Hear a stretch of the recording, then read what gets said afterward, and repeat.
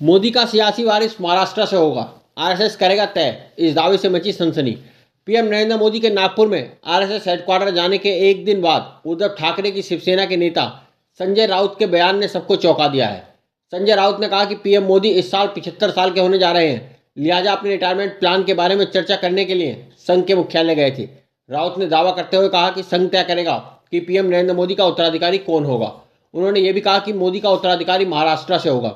राउत ने दावा किया कि वह यानी कि मोदी जी सितंबर में अपने रिटायरमेंट के लिए आवेदन लिखने के लिए आरएसएस मुख्यालय गए होंगे। उन्होंने ये भी कहा कि आरएसएस देश के राजनीतिक नेतृत्व में बदलाव चाहता है। संजय राउत ने कहा कि प्रधानमंत्री बनने के बाद 11 साल तक मोदी संघ के मुख्यालय नहीं गए, लेकिन अब वो ये बताने वहां गए थे कि वो सत्ता छोड़ने के लिए तैयार हैं। उन्होंने कहा कि स्पष्ट है कि पीएम मोदी 75 साल के होने के बाद इस पद को छोड़ देंगे। राउत का आशय संघ और बीजेपी की उस अघोषित नीति की तरफ है जहां 75 साल की एज लिमिट निर्धारित की गई है। राउत ने कहा कि लगता है कि संघ ने तय कर लिया है और इसीलिए ही मोदी को बुलाया गया था।